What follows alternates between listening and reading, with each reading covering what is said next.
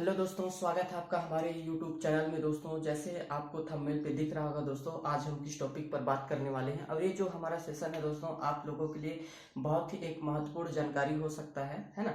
CTET से related है, क्योंकि आप सभी को पता है छत्तीसगढ़ में अभी जो है कल ही जो है वित्त मंत्री द्वारा जो है भर्ती को लेकर के बहुत बड़ा अपडेट मिला है हमें बजट में। ठीक है, तो आने वाला तौर पे दोस्तों हमें वैकेंसी देखने के लिए मिलना ही मिलना है। आज नहीं कल हमें जरूर ये वैकेंसी देखने के लिए मिल सकता है। ठीक है, तो जिन भी साथियों का अगर टेट क्लियर नहीं है दोस्तों, तो उसके लिए बेहद ही इंपॉर्टेंट हो सकता है। जिन्होंने पहला अटेम्प्ट पहला प्रयास किया हो, दूसरा प्रयास भी किया है लेकिन निकल नहीं पा रहा है, तो किस तरीके से आपको इस बार की जो सीटेट है उसको किस तरीके से तैयार करना है, किस तरीके से रणनीति रखनी है ना, किस तरीके से अपने कहाँ पर आपने क्या क्या गलती किया है, उस गलती को थोड़ा सा आप ध्यान में रखिए, और कहाँ पर कितना सुधार करने की आवश्यकता है, उन सारी चीजों को आपसे बेहतर और कोई नहीं समझ सकता। ठीक है दोस्तों, तो आज हम जो बात करने वाले हैं सीटेट के ऊपर, जो सीटेट की एग्जाम होने वाली है, ये जो सीटेट जो जुलाई सेशन में होता है, साल में जो उसकी सीटेट 2 बार सीटेट लेता है, एक जुलाई वाला सेशन में और एक दिसंबर वाली सेशन में। तो आपको जो है इस बार का जो है बहुत ही अच्छा मौका है दोस्तों। अगर आपने अब तक क्लियर नहीं किया है, या फिर जिन भी साथियों का सेकेंड ईयर चल रहा होगा, डीएलएड हो या फिर बीएड हो, है ना, अगर सेमेस्टर वाली भी है, तो उन सब भी जो फर्स्ट ईयर में अभी जो एडमिशन लिए है उनके लिए भी महत्वपूर्ण ये क्लास हो सकती है। क्योंकि आपको इसमें मैं सीटेट से रिलेटेड जितने भी मोटा मोटा जानकारी हो सकता है ना, उसको कवर करने का प्रयास करूंगा, जिससे आपको बहुत ही इंफॉर्मेटिव जानकारी मिल सकता है। ठीक है दोस्तों, तो इसमें जो है सीटेट आपको क्यों देना है, किस लिए देना है, इन सारी चीजों पर मैं बात करूंगा। और जो है भर्ती से पहले ये सीटेट आपके लिए बहुत ही इम्पोर्टेंट हो सकता है, ताकि जो है आपका अगर टेट अगर क्लियर रहता है, सीटेट अगर क्लियर रहेगा, तभी आपको जो है वैकेंसी में आपको बेनिफिट मिलेगा। अन्यथा क्या होगा कि अगर आपके पास सीटेट नहीं है, तो आप जो है शिक्षक भर्ती के लिए पात्रता नहीं रखेंगे, है ना। तो इसलिए भी हमारे लिए महत्वपूर्ण हो जाता है, क्योंकि अगर आपने शिक्षक फील्ड में जाने के लिए अगर आपने सोचा है, आपका लक्ष्य है, गोल है, ठीक है ना, आपने अगर डीएड बीएड कर रहे हैं या कर रखा है, आप कई प्रयास कर रहे हैं, लेकिन आपका जो है मतलब निकल नहीं पा रहा है, तो क्या हम अभी इम्प्रूवमेंट करें अपने ऊपर, कि अपने स्टडी जो पैटर्न है उसको किस तरीके से मतलब कि थोड़ा सा मॉडिफाई करें, जिससे जो है हमारा जो तैयारी है वो अच्छे से हो, और हमारा इस बार जो है सी टेट जो हमारा जुलाई वाला है वो क्लियर हो सके। तो हम इसमें इस वीडियो में इन सारी बातों पर हम बात करेंगे कि जो जुलाई वाला जो अपना एग्जाम होना है ना, सीटेट का, ये कब होगा, इसके बारे में हम पूरा बात करेंगे कि क्या क्या हो सकता है। ठीक है, यहाँ पर मैं कुछ कुछ टॉपिक भी रखा हूँ कि हम किस किस टॉपिक पर अभी बात करेंगे, है ना। और भी कुछ जैसे हमारा है कौन कौन आवेदन कर सकता है, इस पर हम बात करेंगे कि जो सीटेट की एग्जाम है किसको देना बेनिफिट रहेगा, किसके लिए फायदेमंद है, किस स्टूडेंट को इसके एग्जाम देना चाहिए, है ना। तो हम उस पर भी बात करेंगे।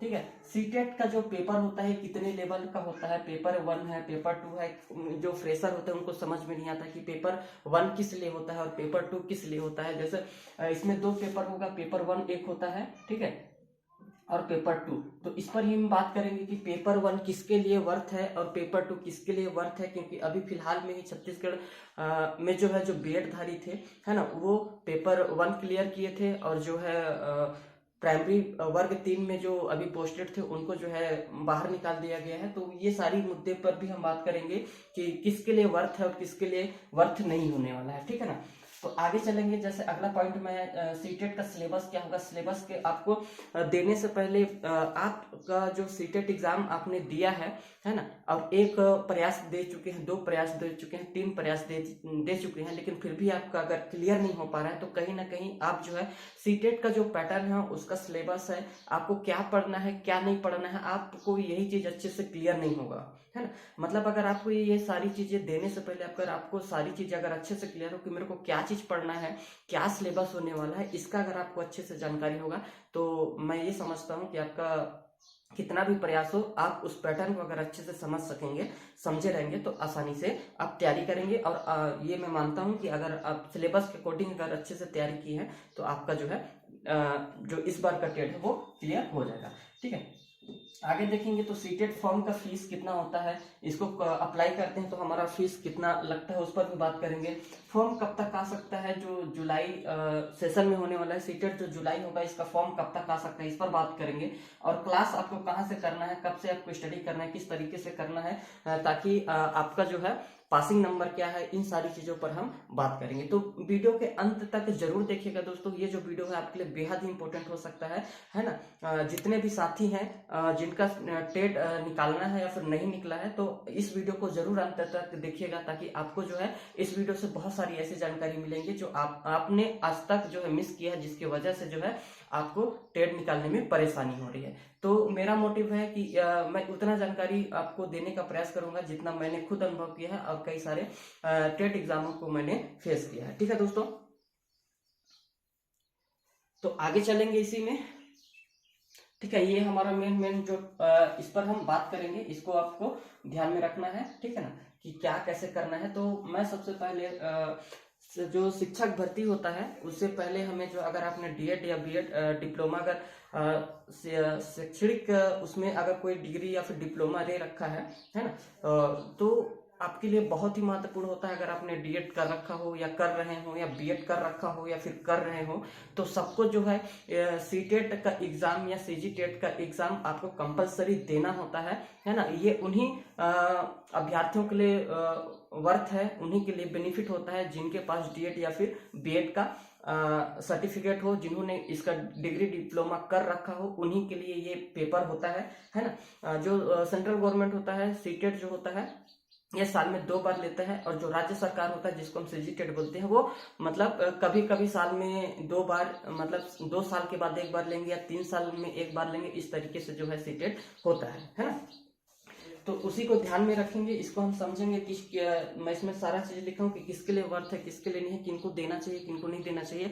और ऐसे भी रहते हैं जिनको अनुभव के लिए, बहुत सारे लोग जो होते हैं जिनके पास डिग्री और डिप्लोमा कुछ भी नहीं है, और अपने अनुभव को देने के लिए जो है, अनुभव पाने के लिए जो है इस एग्जाम को देते हैं, और उसमें अगर वो क्लियर भी कर लेते हैं तो उनको वो बेनिफिट नहीं मिलता है ना, वो पात्र नहीं होते हैं, है ना। जैसे कई लोग ऐसे होते हैं कि पहले सोचते हैं कि हमने सीटेट या फिर सीजीटेट क्लियर कर लेते हैं, है ना, स्टडी करके, इसके बाद फिर सोचते हैं कि हम डीएड या फिर बीएड कर लेंगे, तो जो हमने शिक्षक पात्रता का जो हमने सर्टिफिकेट हासिल किया है वो हमारा वैलिड रहेगा कि नहीं रहेगा। तो मैं आपको क्लियर बता देना चाहूंगा कि आपने अगर पहले ही सीजीटेट हो या सीटेट हो पहले क्लियर कर रखा हो, इसके बाद अगर आप डीएड या बीएड करते हैं तो आपको जो है उस शिक्षक पात्रता का वैलिडिटी आपको नहीं मिलेगा, है ना। आपको पहले डीएड या फिर बीएड करना पड़ेगा, उसके बाद फिर आपका जो है ये टेट जो है क्लियर होना चाहिए। ठीक है दोस्तों, ये चीज आपको ध्यान में रखना है।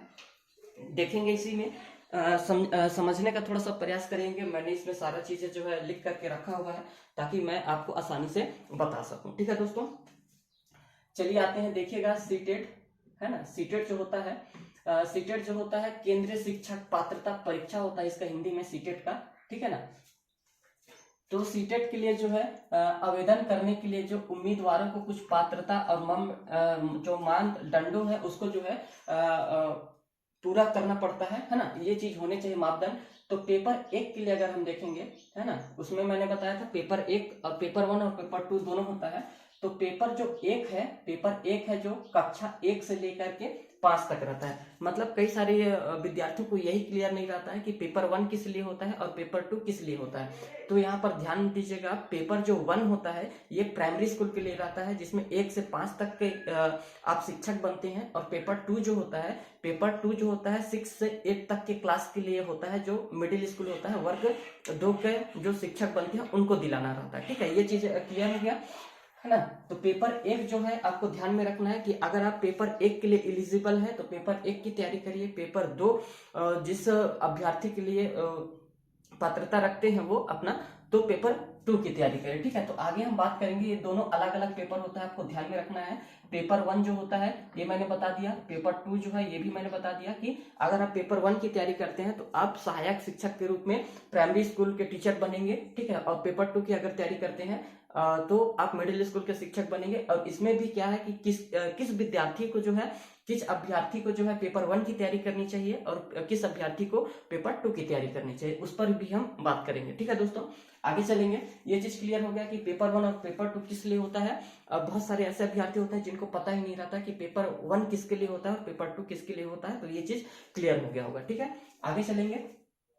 तो सामान्य जो पात्रता अगर हम देखेंगे इस एग्जाम को देने के लिए, सामान्य पात्रता जो होनी चाहिए, है ना, तो राष्ट्रीयता अब देख लेंगे। तो यहाँ पर आमतौर पर भारतीय नागरिक आवेदन कर सकते हैं इसमें। ठीक है, भारतीय नागरिक होना चाहिए, ठीक है, जो इस एग्जाम को दिला सकता है। ठीक है, आगे देखेंगे शैक्षणिक योग्यता क्या क्या होनी चाहिए। शैक्षणिक योग्यता में मतलब क्या क्या योग्यता होनी चाहिए जिसके थ्रू हम जो पेपर 1 और पेपर 2 को दिला सकते हैं। तो आप यहाँ पर ध्यान दीजिएगा, मुख्य आवश्यकता यह है कि उम्मीदवारों के पास आवश्यक जो शैक्षणिक योग्यता होनी चाहिए, है जो पेपर 1 या फिर पेपर 2 के लिए जो है आवेदन कर रहे हैं, इस पर निर्भर करती है कि इन योग्यताओं में आमतौर पर शिक्षा में डिग्री होना चाहिए या फिर डिप्लोमा होना चाहिए। मैंने पहले बताया ना, डिग्री और डिप्लोमा होना चाहिए। ठीक है, ये शामिल होना बहुत जरूरी है। ठीक है, अब जैसे डिग्री और डिप्लोमा में अगर आप अंतर समझेंगे, जो जिनके पास डीएलएड होता है, जो डीएलएड हम बोलते हैं ना, जो डीएलएड होता है दोस्तों, ये हमारा होता है डिप्लोमा, और जो बीएड होता है ये होता है हमारा डिग्री। ये चीज आपको ध्यान में रखना है, दोनों में कंफ्यूज नहीं होइएगा। जो डिप्लोमा है ये हमारा डीएलएड के अंतर्गत आता है, जो डीएलएड है हमारा डिप्लोमा होता है, और जो बीएड होता है वो हमारा डिग्री होता है। ठीक है, आगे चलेंगे इसी में।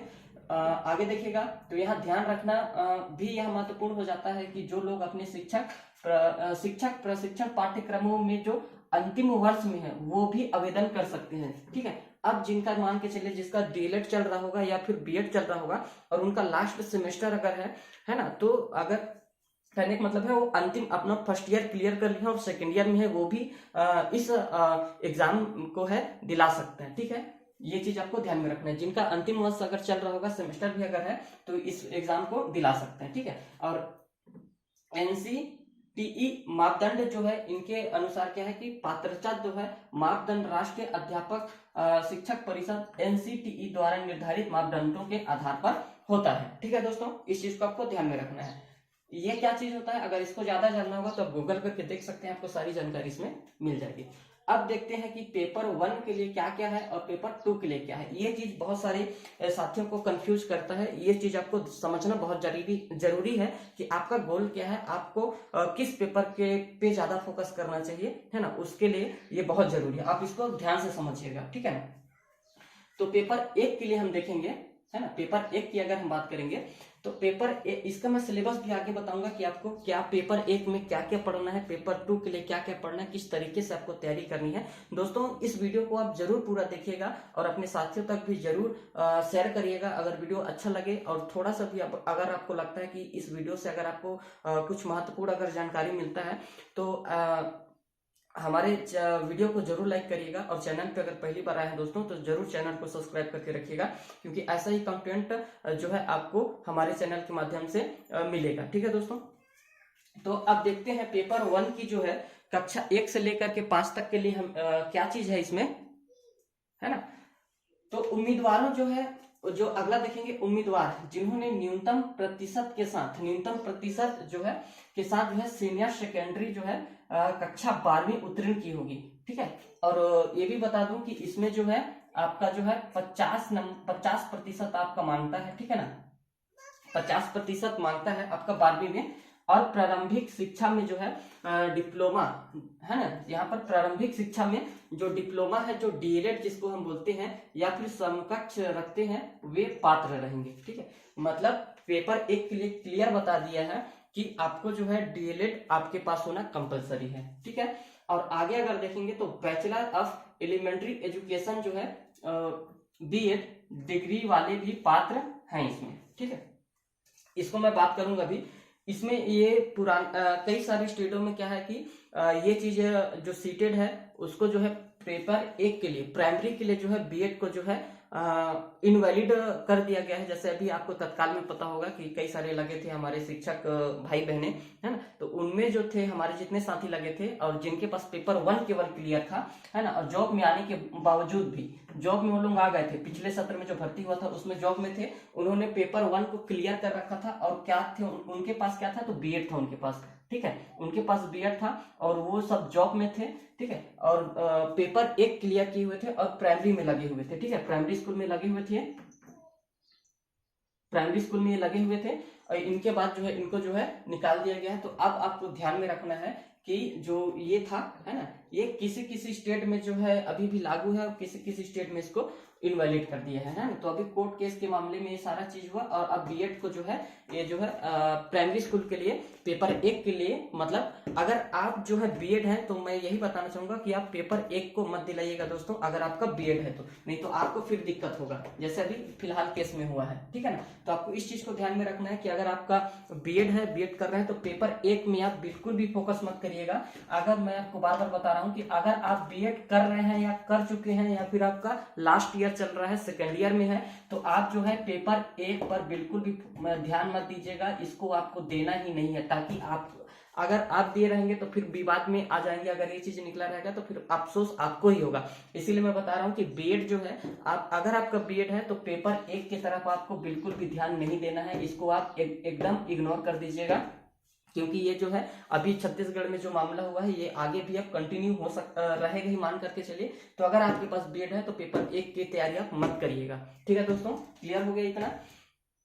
और बीएड वाले लोगों को जो तैयारी करना है तो पेपर 2 की तैयारी करना है। यहाँ पर देखिएगा पेपर 2 जो होता है कक्षा 6 से लेकर के 8 तक के लिए पात्रता रखता है, ठीक है ना। तो इस चीज को आपको ध्यान में रखना है। तो यहाँ पर देखेंगे बैचलर डिग्री और प्रारंभिक शिक्षा में जो डिप्लोमा है ना, ये डीएलएड और या फिर बैचलर ऑफ एजुकेशन जो बीएड डिग्री वाले उम्मीदवार जो है पात्र हैं, ठीक है, विशिष्ट प्रतिशत आवश्यकता लागू हो सकती है और आमतौर पर सीटेट के परीक्षा के लिए कोई भी आयु सीमा निर्धारित नहीं है। ये चीज ध्यान रखना है कि इसमें सीटेट को दिलाने के लिए आपकी कोई भी आयु सीमा का निर्धारण नहीं होता है, चाहे आप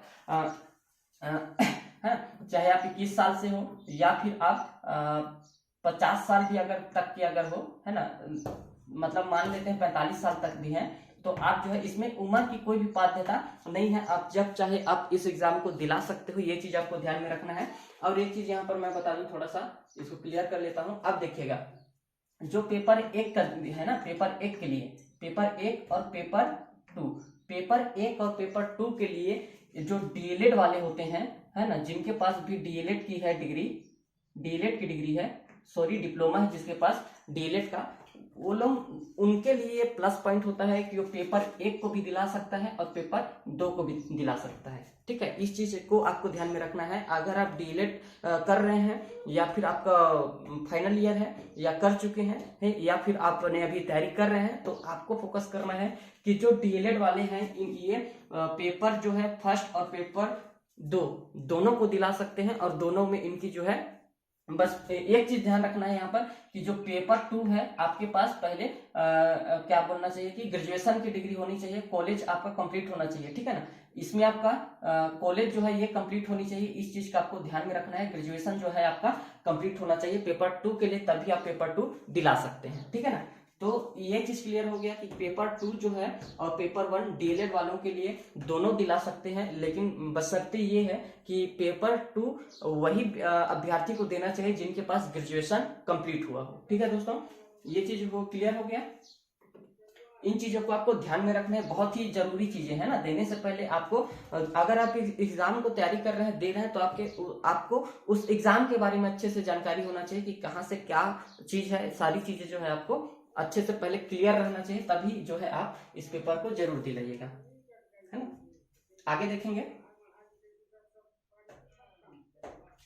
तो आगे अगर आप बात करेंगे तो जो सीटेड है केंद्रीय शिक्षक पात्रता परीक्षा, ठीक है, जो सीटेड है में प्रत्येक पेपर जो होगा आपको, यहाँ पर मैं बता रहा हूँ अभी ये सिलेबस में है, थोड़ा सा आपको सिलेबस के बारे में है। आपको पासिंग नंबर क्या है, टोटल नंबर क्या है, उसके बारे में जानकारी होना चाहिए कि कितना पासिंग नंबर होता है, कितने में क्वालिफाई होता है, डिसक्वालीफाई कितने नंबर में होता है, ये इसके बारे में भी जानकारी आपको होना चाहिए, ठीक है। तो जो सीटेट का पेपर होता है, पेपर 1 और पेपर 2 दोनों, पेपर 1 और पेपर 2 जो होता है ये दोनों कितने नंबर का रहेगा, ये टोटल नंबर जो रहेगा 150 नंबर रहेगा, ठीक है। पासिंग नंबर जो रहेगा ये 150 रहेगा पासिंग नंबर, ठीक है, आपको ध्यान में रखना है। और उस पासिंग नंबर के आधार पर आपको हर कैटेगरी के भाई बटा होगा कि जनरल अगर हैं आप तो आपको 150 नंबर में कितना नंबर लाना है, अगर आप कैटेगरी से बिलोंग करते हैं, एसटी हैं, ओबीसी हैं, एससी हैं, तब आपको जो है कितना नंबर गेन करना पड़ेगा जिससे जो है आप क्वालिफाई होंगे, ठीक है। तो इसी पर बात करते हैं। देखिए सामान्य श्रेणी के लिए है जो जनरल के लिए है, ठीक है, जो जनरल की कैटेगरी है, जनरल कैटेगरी के जो भी अभ्यर्थी हैं उनके लिए क्या है, सामान्य श्रेणी के उम्मीदवारों को पास होने के लिए 150 में कितना नंबर लाना रहता है, तो 150 में से आपको कितना नंबर लाना रहेगा, 90 नंबर आपका क्वालिफाई नंबर है, ठीक है। मतलब आपको 150 नंबर में से आपको 90 नंबर आप लाएंगे, मतलब 60% में अगर बात करेंगे तो 60% आपका नंबर होना चाहिए 150 में से, तभी आप जो है जनरल कैटेगरी के हैं तो आप जो है इसमें क्वालिफाई कर पाएंगे, ठीक है। मतलब आपका जो है पात्रता मिलेगा इसमें, ठीक है। ये लाना मतलब ये कंपलसरी है, अगर आप 90 से अगर एक नंबर भी अगर कम लाते हैं तो आप डिसक्वालीफाई हो जाएंगे, इस चीज को ध्यान रखना है। तो आपका प्रयास यही लाना है कि हमें 110 प्लस या फिर इस टाइप से नंबर लाना है, 90 से प्लस ही आपको नंबर गेन करना है, ठीक है। अगर हम कैटेगरी की अगर बात करेंगे तो जो आरक्षित जो श्रेणी के अभ्यर्थी होते हैं जिसमें ओबीसी भी आता है, एससी भी आता है और एसटी भी आता है, तो इनको जो है आरक्षित श्रेणी के उम्मीदवारों को पास होने के लिए 150 में से कितना नंबर लाना रहता है, तो 82 नंबर लाना रहता है, मतलब 55%। अगर परसेंट की बात करेंगे तो कैटेगरी वाले कैंडिडेट लोगों को जो है 150 में से 82 नंबर परसेंटेज की बात करेंगे तो 55% जो है लाना कंपलसरी रहता है, लाने की आवश्यकता होती है, तभी वो क्वालिफाई इस एग्जाम को, मतलब इस एग्जाम के लिए क्वालिफाई पात्रता उसको मिलता है, ठीक है। और कुछ और जानकारी है जो आपको मैं बता देना चाहूंगा, इसमें कुछ अन्य जानकारी है जो इस एग्जाम के लिए आपको जानकारी होना चाहिए। तो सीटेट में 2 पेपर होता है, मैंने पहले बता दिया, पेपर 1 होगा और पेपर 2 होगा। पेपर 1 का भी क्लियर कर दिए कि पेपर 1 किस कैंडिडेट को देना चाहिए और पेपर 2 किस कैंडिडेट को देना चाहिए, ठीक है। आगे देखेंगे तो प्रत्येक सही जवाब के लिए जो आपको 1 अंक दिया जाएगा। अगर आपका मतलब 150 में से 150 अगर प्रश्न 150 नंबर है तो आपको 150 प्रश्न भी देखने के लिए मिलेगा, ये नंबर है मान लेते हैं, ठीक है। तो और ये प्रश्न है, और हर एक नंबर के लिए जो है आपको हर एक सही अंक के लिए, सही उत्तर के लिए आपको 1 नंबर दिया जाएगा। और एक चीज याद रखना है आपको, सीटेड में कोई भी नेगेटिव मार्किंग नहीं होता है ना, नकारात्मक अंकन नहीं होता है, इसमें नेगेटिव मार्किंग नहीं रहता है ना, माइनस मार्किंग जिसको कहते हैं, माइनस मार्किंग आपको इस एग्जाम में देखने के लिए नहीं मिलेगा, ठीक है। और यह परीक्षा जो होता है साल में 2 बार आयोजित की जाती है, एक बार दिसंबर के महीने में किया जाता है, ठीक है, दिसंबर के सेशन में, और एक होता है जुलाई के सेशन में, ठीक है। तो जैसे दिसंबर के सेशन में हुआ था, कब लास्ट में हुआ था 2024 के दिसंबर में हुआ था एग्जाम, अब जो जुलाई में होना है तो 2025 का जुलाई में, ये इसी एग्जाम के मैटर में भी हम बात कर रहे हैं कि अभी जो जुलाई 2025 में एग्जाम होना है तो इसके लिए आप प्रिपेयर हो जाइए, क्योंकि बहुत ही कम समय है और कम समय में कई सारे सिलेबस हैं, कई सारे सब्जेक्ट हैं, उसको हमको कवर करना है। तो अगर आप अभी से तैयारी करेंगे तो आप जो है इस अटेम्प्ट में, आपका जितना भी अटेम्प्ट होगा, पहला दूसरा तीसरा, तो आप इसको अच्छे से क्लियर कर सकते हैं, ठीक है दोस्तों।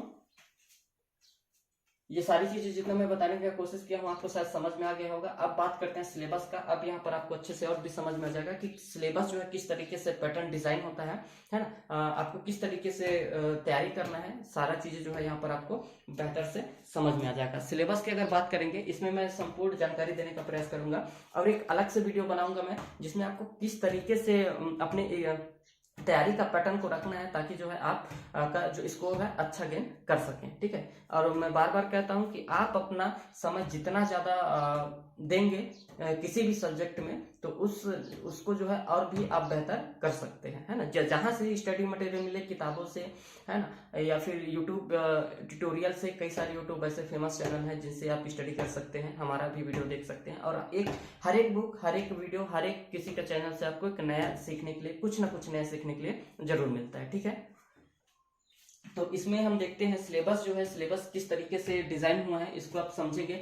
अगर मेन चीजें हैं, जैसे आपने जो तैयारी किया हुआ है, आपका ना निकालने का सबसे बड़ा कारण है कि हमें सिलेबस में हम सिलेबस और पैटर्न को समझ ही नहीं पाते हैं, और मतलब अनुभव के लिए दिए जा रहे हैं, लेकिन हम सिलेबस के अकॉर्डिंग हम तैयारी नहीं कर पा रहे हैं। तैयारी कहीं ना कहीं आप मिस कर रहे हो, इस वजह से आप जो है अब तक एग्जाम को नहीं निकाल पाए हैं। अगर इस बार आपको लगता है कि अगर मेरे को निकालना है, आप एकदम अपने आप को लेकर के बहुत ही सिक्योर हैं, है ना, अपने फ्यूचर को लेकर के और अपना समय को लेकर के, तो हमारे साथ जरूर जुड़िएगा। हम जो है बहुत ही आसानी से किस तरीके से आपको टेट क्लियर करना है ना, फर्स्ट अटेम्प्ट में ही मैं आपका क्लियर करा सकता हूं, है ना। इस पैटर्न पे आपको भरोसा रखना है अपने आप पर, और अपने आप को ज्यादा से ज्यादा समय देने का प्रयास करना है, ठीक है। तो अब बात करते हैं हम सिलेबस के ऊपर कि क्या क्या सिलेबस हमें देखने के लिए मिलता है। तो सीटेट एग्जाम का जो पैटर्न है, आपको इसको समझना बहुत जरूरी है। बहुत से विद्यार्थी ऐसे होते हैं जिनको इस पैटर्न को की समझ ही नहीं होती है, और लोग दिए जा रहे हैं। तो जब तक आपको उस चीज के बारे में अगर समझ ना हो,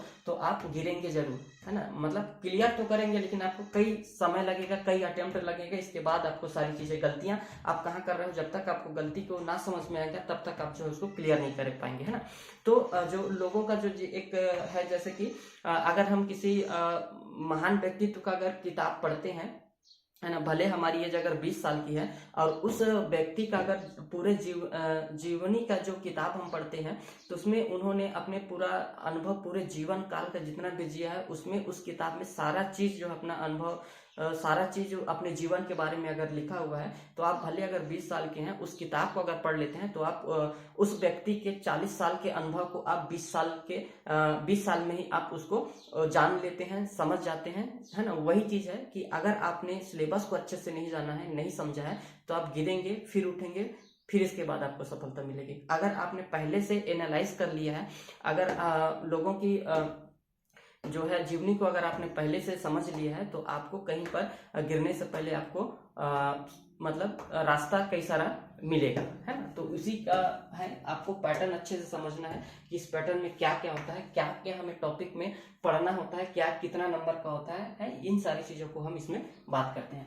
तो यहाँ पर देखेंगे क्रमांक दिया है, विषय दिया है ना, आपको विषय को ध्यान देना है, प्रश्नों की संख्या को ध्यान देना है, कुल अंक देना है, और समय को देखना है, ठीक है।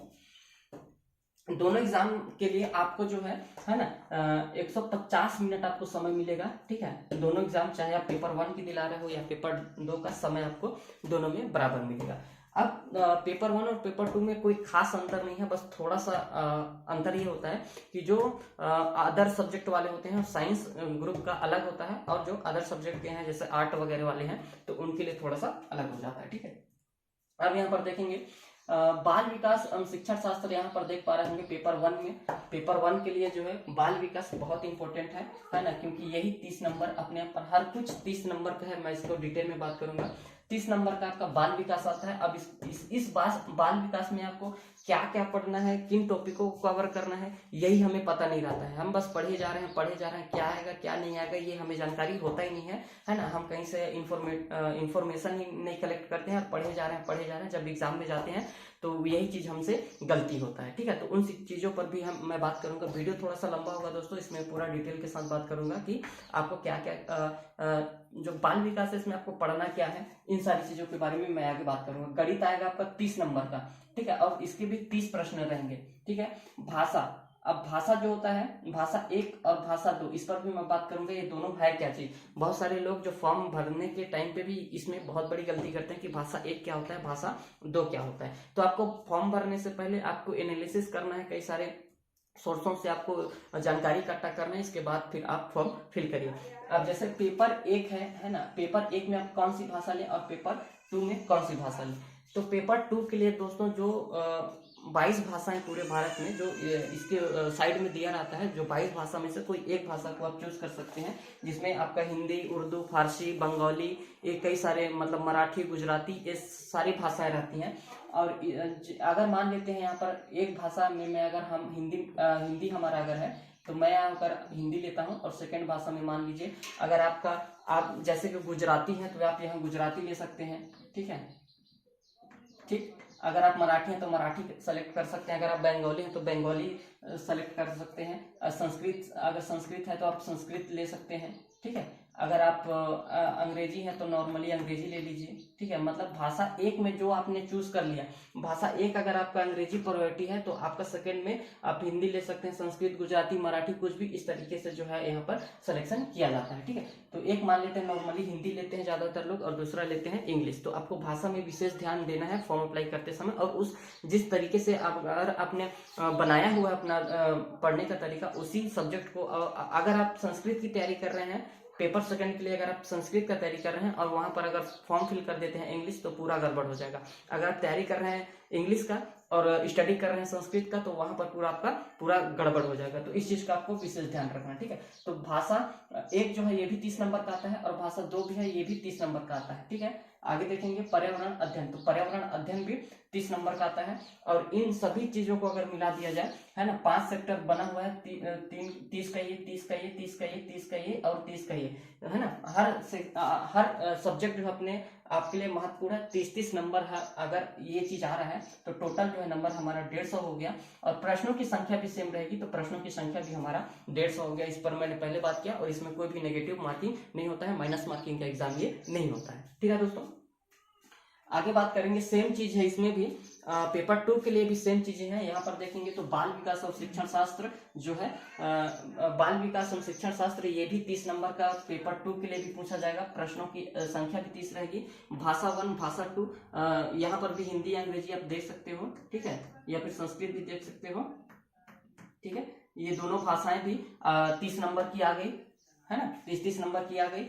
अब यहाँ पर जो आर्ट वाले रहेंगे, अदर सब्जेक्ट वाले रहेंगे, तो उनके लिए क्या आता है, सामाजिक अध्ययन आता है। जो आर्ट वगैरह हो गए, कॉमर्स वगैरह हो गए, उनके लिए क्या आता है ना, ये आर्ट वाले लोगों के लिए है। ये आर्ट वाले, कॉमर्स वाले जितने हैं, ये सब जो है सामाजिक अध्ययन को चूज करते हैं। और जितने साइंस ग्रुप वाले होते हैं, ठीक है, साइंस ग्रुप वाले होते हैं, वो विज्ञान और गणित को, जिनका विज्ञान है वो विज्ञान लेगा, जो गणित है वो गणित का करेगा।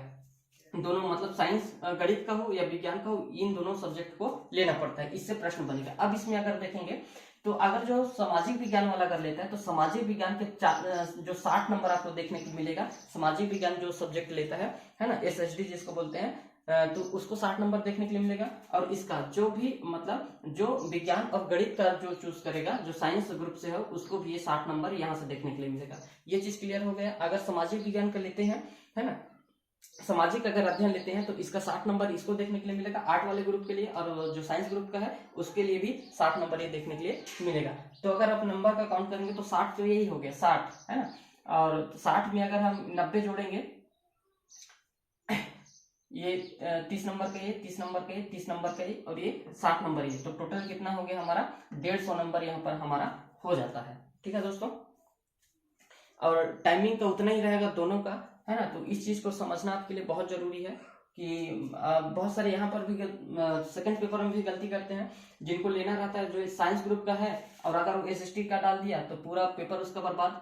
और जो आर्ट वाला है या कॉमर्स वाला है, वो साइंस ग्रुप का अगर सब्जेक्ट ले लिया, तो उसके लिए भी पूरा फिर पेपर रद्द ही है, मान लो। क्योंकि तैयारी अगर उसने सामाजिक विज्ञान का किया है और भरा विज्ञान गणित के लिए है, तो फिर उसका तो पूरा खत्म हो गया, है ना।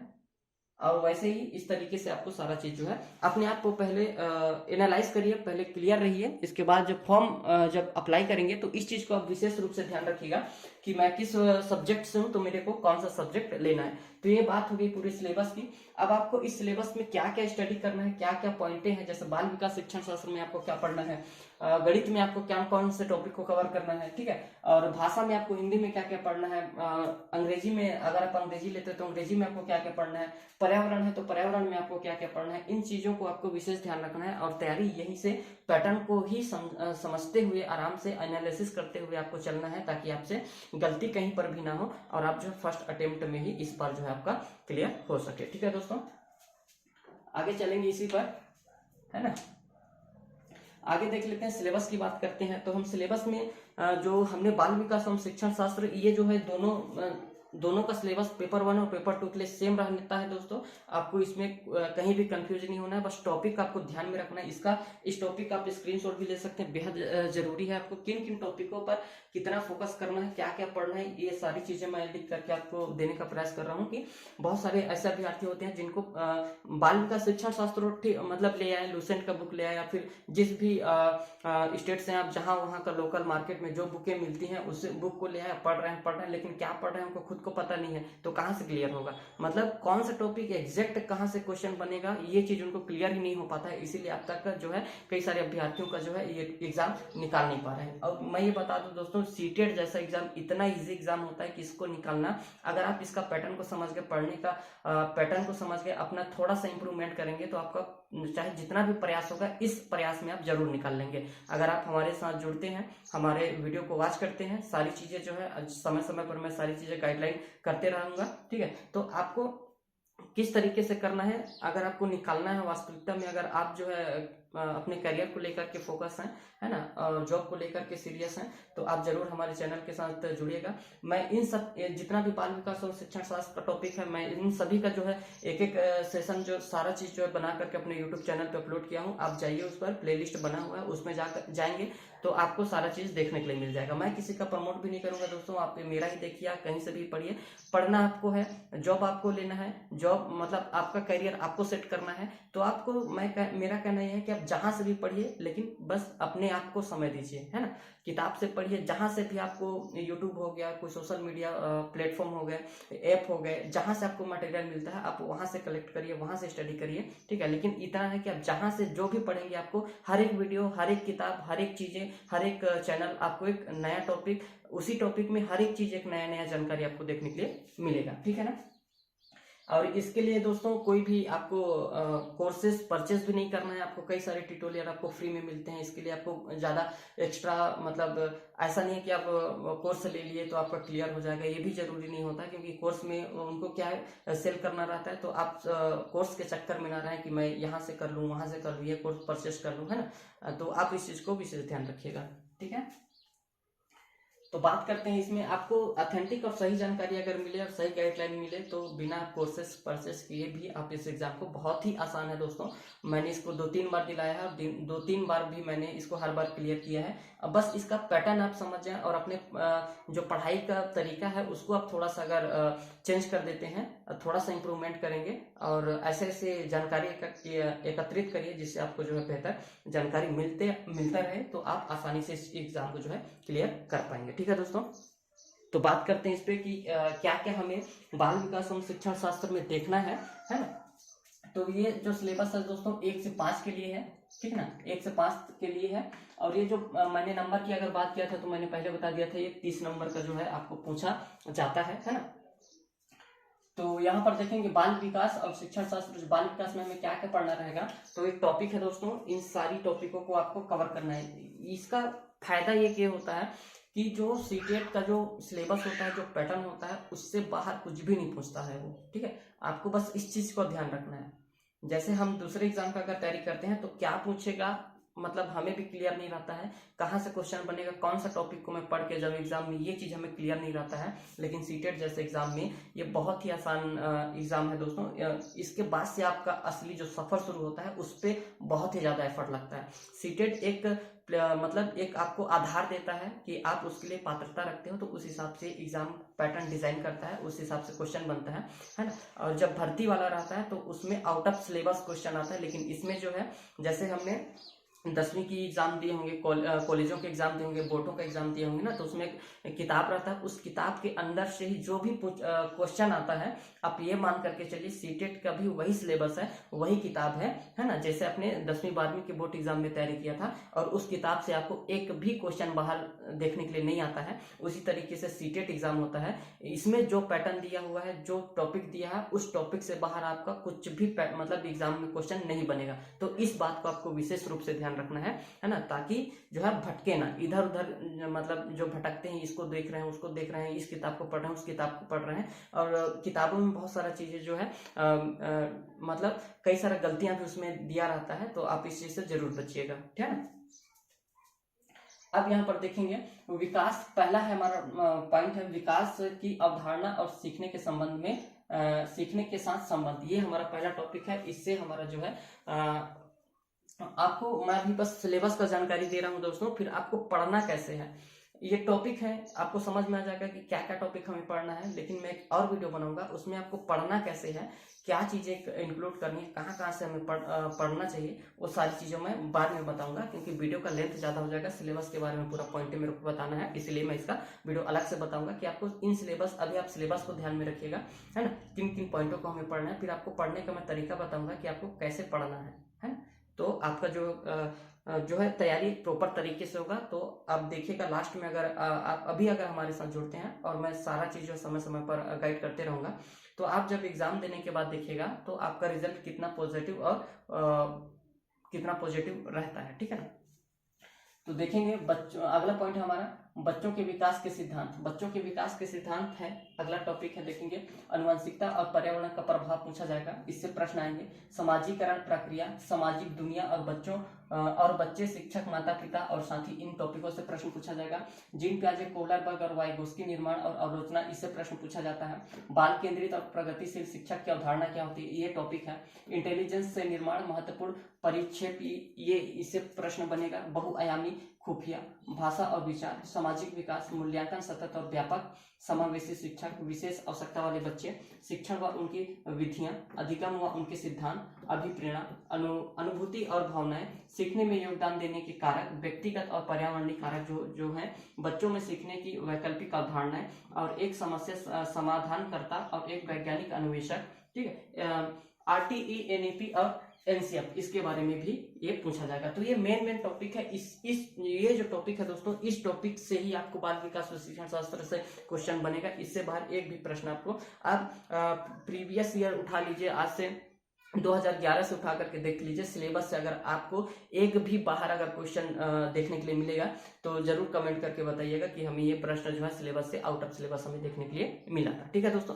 अब तक मैंने जितना भी देखा, जो अनुभव किया है, सिलेबस से एक भी प्रश्न जो है बाहर नहीं पूछा जाता है। तो आपको सिलेबस के बारे में अच्छे से जानकारी होना चाहिए, टॉपिकों के बारे में अच्छे से जानकारी होना चाहिए, और हमें तैयारी करते समय कौन से सिलेबस के किस टॉपिक को ज्यादा फोकस करना चाहिए, ये चीज आपको विशेष ध्यान में देना है, ठीक है।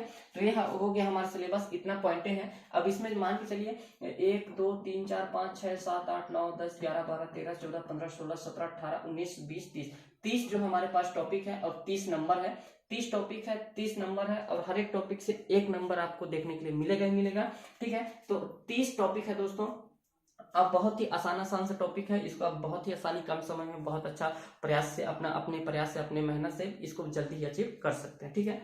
तो ये चीज क्लियर हो गया। इसको अब ये जो सिलेबस, मैं बस सिलेबस की जानकारी दे रहा हूँ, आप इसमें सिलेबस में तैयारी किस तरीके से करना है, आपको क्या रणनीति रखनी है, उसके बारे में अलग से ट्यूटोरियल बनाऊंगा, जिससे आपको और भी बेहतर जानकारी मिलेगा, ठीक है दोस्तों। आगे चलेंगे, ये हमारा बाल विकास का हो गया। आगे देखेंगे तो भाषा के बारे में, वीडियो का लेंथ ज्यादा हो जा रहा है, तो मैं बस केवल सिलेबस के बारे में अभी बात कर रहा हूँ, ठीक है। फिर बाद में मैं इसको और अच्छे से डिटेल में इसी को लेकर के एक अलग वीडियो बनाऊंगा प्रॉपर, उसमें भी तैयारी किस तरीके से करना है आपको, कि आपको कम समय में अच्छा बेहतर मतलब रिजल्ट आपको मिले, ठीक है ना। तो पेपर 2 के लिए हम बात करते हैं, तो पेपर 1 के लिए अगर आप हिंदी ले रहे हैं तो आप देखिएगा इसमें क्या क्या आपको पढ़ना है। अनसीन पैसेज पढ़ना है। अनसीन पैसेज जो होता है, इससे प्रश्न बनता है 2 पैसेज, एक गद्यांश और एक नाटक और एक पद्य, जिसमें समझ, ज्ञान और व्याकरण, मौखिक क्षमता वाले प्रश्न पूछेंगे, और ये भी 30 नंबर का रहेगा। और ये अनसीन पैसेज ही आपको 15 नंबर का पूछा जाएगा, ठीक है। और 15 नंबर का जो है पेडालॉजी पूछा जाएगा, पेडालॉजी 15 नंबर का पूछा जाएगा। जिसमें पेडालॉजी में क्या कहेगा, सीखना और अधिग्रहण, भाषा शिक्षण के सिद्धांत, सुनने बोलने की भूमिका, भाषा शिक्षण की विधियां, भाषा का कार्य और बच्चों का उपकरण उपयोग, व्याकरण की भूमिका पर महत्वपूर्ण परिप्रेक्ष्य, और अगला है शिक्षण, भाषा की चुनौतियां, भाषा कठिनाइयां, त्रुटियां और विकार, भाषा कौशल, शिक्षण सामग्री, पुस्तक, बहु मीडिया सामग्री, कक्षा में बहुभाषी संसाधन, भाषा की समझ और प्रविष्टता का मूल्यांकन, बोलना सुनना पढ़ना लिखना और उपचारात्मक शिक्षण। तो ये इतने आपको हिंदी में टॉपिक पेडालॉजी से पूछा जाएगा, शिक्षण शास्त्र से पूछा जाएगा, और अनसीन पैसेज, ये 30 नंबर का है। इसको पढ़ना कैसे है, किस तरीके से, मैं सारा चीज मैं एक प्रॉपर एक नया वीडियो बनाऊंगा, उसमें पूरा अच्छे से मैं बताऊंगा कि आपको तैयारी कैसे करना है ना, कम समय में ज्यादा तैयारी, ज्यादा नंबर कैसे गेन करना है। एक क्लियर हो गया ना कि अनसीन पैसेज आपको 15 नंबर और शिक्षण शास्त्र आपका 15 नंबर, 30 नंबर का आपका हिंदी देखने को मिलेगा। और जो चीज हिंदी में हम देखेंगे वो सेम टू सेम जो है वो इंग्लिश में भी देखने के लिए मिलेगा, बस वहां पर भाषा का बस फर्क हो जाएगा। यही सारी चीजें जो है आपको इंग्लिश में भी देखने के लिए मिलेगा। ठीक है दोस्तों, तो मैं इसको हिंदी में ही बनाया हूँ, लेकिन आपको ध्यान में रखना है ये पूरी चीजें इंग्लिश में रहेंगी। ठीक है ना। अब जैसे यहाँ पर भी देखेंगे तो यहाँ पर भी अनसीन पैसेज देखने के लिए मिलेगा। ठीक है ना, अनसीन पैसेज देखने के लिए मिलेगा।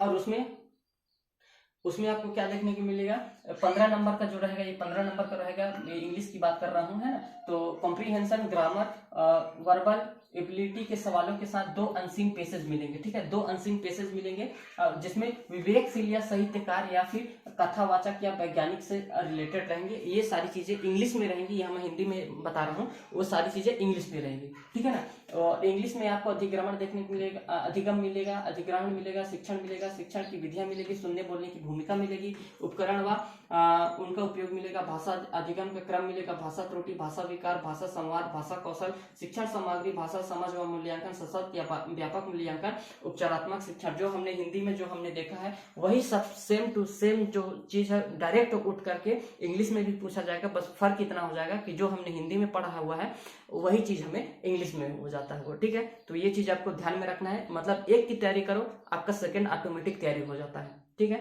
तो इसको किस तरीके से तैयारी करना है। और बाल विकास और भाषा 1 भाषा 2 में आप मतलब 30 नंबर का है, तो 30 में से आपका ये मान करके चलिए तो हर एक सेक्शन में आपका 25-25 नंबर आप गेन कर सकते हो। ठीक है दोस्तों, उसकी तैयारी का विधि मैं आपको बताऊंगा कि आपको किस तरीके से तैयारी करना है कि आपका जो रिजल्ट है बेहतर हो सके। ठीक है, आगे चलेंगे इसमें। अब हम गणित की बात करते हैं, तो गणित भी सेम चीज है, ये भी 30 नंबर का गणित पूछा जाएगा। और गणित जो है यहाँ पर देखेंगे तो ये भी टोटल 30 नंबर का आएगा। 15 नंबर का रहेगा जो न्यूमेरिकल आता है वो रहेगा, 15 नंबर का जो रहेगा शिक्षण शास्त्र पूछा जाएगा, जिसको हम पेडालॉजी कहते हैं। ठीक है ना। तो आगे देखेंगे संख्या पद्धति, पहला टॉपिक है। दूसरा जोड़ना घटाना, गुणन, मापन, माप और ज्यामिति, आकार, स्थानीय समझ, ये सब टॉपिक है हमारे चारों ओर। विद्यमान ठोस, नंबर विभाजन, वजन, चाल, समय, दूरी, आयतन, इससे संबंधित प्रश्न रहेंगे। नाव, धारा, पाइप, टंकी और डेटा संधारण, इसमें टेबल आ जाएगा, पैटर्न्स आ जाएंगे, और CI SI सम्मिलित, ये मतलब चक्रवृद्धि ब्याज और साधारण ब्याज, ये सब के भी प्रश्न देखने के लिए मिलेगा। ठीक है, अब ये हो गया हमारे मेन टॉपिक जो हमारे गणित में 15 नंबर का न्यूमेरिकल पूछा जाएगा। और 15 नंबर का जो हमारा है पेडालॉजी पूछा जाएगा। उसमें क्या पूछा जाएगा, तो गणित की प्रकृति, तार्किक सोच, बच्चों की सोच व पैटर्न, और पाठ्यक्रम में गणित का स्थान क्या है, गणित की भाषा, सामुदायिक गणित, गणित मूल्यांकन और शिक्षण विधियां गणित के लिए क्या है, और त्रुटि विश्लेषण और निदान, ये सारी चीजें जो है पेडालॉजी से संबंधित है, जो 15 नंबर का पूछा जाएगा। इसको किस तरीके से पढ़ना है, मैं सारी चीजें मैं अलग से बनाऊंगा वीडियो, उसमें अच्छे से क्लियर बताऊंगा, जिससे आपको और भी क्लियर हो जाएगा ये सारी चीजें। ठीक है, अब देखेंगे पर्यावरण के बारे में। पर्यावरण में क्या चीज आता है, पर्यावरण ये भी 30 नंबर का हमसे पूछा जाएगा, जिसमें 15 नंबर जो रहेगा टॉपिक है 15 नंबर की। ठीक है, और ये जो पेडालॉजी आएगा ये 15 नंबर का पेडालॉजी पूछा जाएगा। ठीक है, तो इसमें आपको टॉपिक क्या क्या दिया है पर्यावरण में देखेंगे। परिवार के बारे में पढ़ना है, दोस्त, रिश्ते, काम, खेल, जानवर, पौधे, भोजन, आश्रय, पानी, यात्रा, ये जो टॉपिक हैं ये मेन टॉपिक हैं, और इन्हीं टॉपिक को आपको कवर करना है। ये 15 नंबर का पर्यावरण EVS में पूछा जाएगा। ठीक है ना। और इसका जो पेडालॉजी पूछा जाएगा, तो चीजों को हम बनाते हैं और करते हैं। अगला पॉइंट है EVS की अवधारणा को और इसका स्कोप, EVS एकीकृत और EVS का महत्व को पढ़ना है, सीखने के सिद्धांत को पढ़ना है, EVS का प्रयोग और व्यवहारिक कार्य को पढ़ना है, चर्चा, CCE और शिक्षण सामग्री और एड्स, समस्या प्रस्तुत और अवधारणाओं का दृष्टिकोण, ये सब टॉपिक है दोस्तों। आपको इन सब टॉपिक को इसको आप नोट कर ले सकते हैं, स्क्रीनशॉट ले सकते हैं, बेहद ही इंपॉर्टेंट ये चीजें है ना, ये सिलेबस से सारा कुछ आपको ध्यान में रखना है। ठीक है, और ये हो गया पेपर 1 के लिए। और पेपर 2 के लिए ये सारी चीजें बस रहेंगी, उसमें बाल विकास और भाषा 1-2। ठीक है, भाषा 1 और 2 यहाँ पर जैसे देखेंगे तो ये मैंने अभी बाल विकास को जो टॉपिक बताया सेम रहेगा पेपर 2 में। भाषा 1 में जो हमने टॉपिक देखे हैं अभी वो सब सेम रहेगा, भाषा 2 के लिए भी सब सेम रहेगा। और यहाँ बस चेंज हो जाता है, जो 60 नंबर का गणित और विज्ञान के लिए अलग से आता है, इसको मैं नेक्स्ट वीडियो में बताऊंगा कि आपको विज्ञान और गणित में कौन कौन से टॉपिक को कवर करना है और सामाजिक अध्ययन में आपको कौन कौन से टॉपिक को कवर करना है, एसएसटी में आपको कौन कौन से टॉपिक को पढ़ना है अगर आप पेपर 2 की तैयारी कर रहे हैं, और विज्ञान और गणित में कौन कौन से टॉपिक को आपको पढ़ना है। इसको मैं एक जब नेक्स्ट वीडियो बनाऊंगा तो उसमें इन सारी चीजों को मैं अच्छे से डिटेल में बताने का प्रयास करूंगा। ठीक है दोस्तों, तो इस वीडियो में इतना ही जानकारी था दोस्तों। जितना भी मैंने इसमें बात रखा था उन सारी चीजों के बारे में कवर लगभग मैं कर ही चुका हूँ। ठीक है, अब यहाँ पर मोटा मोटा अगर हम बात करेंगे सिलेबस के बारे में हमने बात किया, सीटेट कितने होता है ये भी हमने बात किया, पेपर आवेदन कौन कर सकता है इस पर बात किया। अब देखेंगे कि सीटेट की जो फीस कितना होता है इस पर बात कर लेते हैं। बहुत सारे जैसे सीटेट की फीस ज्यादा, जैसे पेपर 1 के लिए अगर आप डालते हैं दोस्तों तो आपको 1000 है ना 1000 एक्सपेंड करना पड़ता है। अगर पेपर 2 की अगर डालते हैं पेपर 2 की तो लगभग इसमें 1200 रुपए आपको एक्सपेंड करना पड़ता है। इसमें से अगर पेपर 1 और पेपर 2 में फर्क ज्यादा कुछ नहीं है, भले आप पेपर 1 के डालेंगे फिर भी आपको 1000 देना पड़ेगा, 200 एक्सपेंड करके आप पेपर 2 का भी आवेदन कर सकते हैं। ठीक है, तो लगभग 1000 से 1200 रुपए तक का इसका फीस होता है। फॉर्म जुलाई वाला फॉर्म कब तक आ सकता है दोस्तों, तो आपके पास ज्यादा समय नहीं है क्योंकि ये मान के चलिए जुलाई में होता है एग्जाम, इसका कब होगा जुलाई में होगा। ठीक है, पेपर इसका कब होगा जुलाई में, और जुलाई में लगभग कब हो सकता है तो मान के चलिए अब 10 जुलाई से लेकर के है ना 25 जुलाई के अंतर ये पेपर ले लेता है लगभग है ना, लास्ट में लेता है, फर्स्ट वीक में नहीं, सेकेंड या थर्ड वीक में ये जुलाई के महीना में ले लेता है एग्जाम। ठीक है, और जो है इसका फॉर्म अप्लाई करने के लिए तो आपको मार्च और अप्रैल के बीच में ये देखने के लिए मिल जाएगा। मार्च से अप्रैल के बीच में ये फॉर्म अप्लाई होने के लिए आपको देखने के लिए मिल जाएगा। तो समय है नहीं दोस्तों, क्योंकि आप अगर आप अच्छे से अगर आप सिक्योर हैं अपने करियर को लेकर के तो आप इसमें अभी से ही लग जाइए। क्लास कब से शुरू करें तो दोस्तों आपके पास बिल्कुल भी समय नहीं है, क्योंकि जुलाई आपको देखते देखते कब बीत जाएगा पता नहीं चलेगा, है ना। मार्च अप्रैल मई कब से निकल जाएगा आपको पता नहीं चलेगा। तो मार्च अप्रैल के अराउंड बीच में ये जो है इसका नोटिफिकेशन आपको देखने के लिए मिल जाएगा। तो आप इसका अभी से ही जो है प्रॉपर तैयारी में लग जाइए ताकि आपको समय भी भरपूर मिल सके और अपनी तैयारी को और भी बेस्ट कर सके। ठीक है दोस्तों, तो इस वीडियो में मैंने सीटेट से रिलेटेड जितने भी क्यूरी थे है ना मेरे मन में, मतलब कई सारे जब हमने तैयारी करते थे, मैं जब तैयारी करता था तो मेरे मन में सारी चीजें क्यूरी पहले से आता था। तो उस चीज मैं भी ये समझता हूँ कि अगर आप फ्रेशर हैं आपके मन में भी ये सारी क्वेश्चन डाउट जो होता होगा, इसीलिए मैंने इसमें वीडियो बनाया है ताकि आप जो है जो हमने प्रॉब्लम फेस किया है वो प्रॉब्लम आपको फेस ना करना पड़े, आपको जानकारी हो तो आप अपना बेहतर भी और बेस्ट कर सकते हैं। तो इस वीडियो में इतनी जानकारी देना था दोस्तों, फिर हम मिलते हैं एक नए वीडियो के साथ एक नए टॉपिक के साथ। तब तक के लिए धन्यवाद। और वीडियो अगर अच्छा लगा होगा तो लाइक करिएगा, चैनल पे पहली बार आए हैं तो जरूर चैनल को सब्सक्राइब करेगा। इस वीडियो में इतना ही दोस्तों, तब फिर मिलेंगे नए वीडियो के साथ, तब तक के लिए धन्यवाद।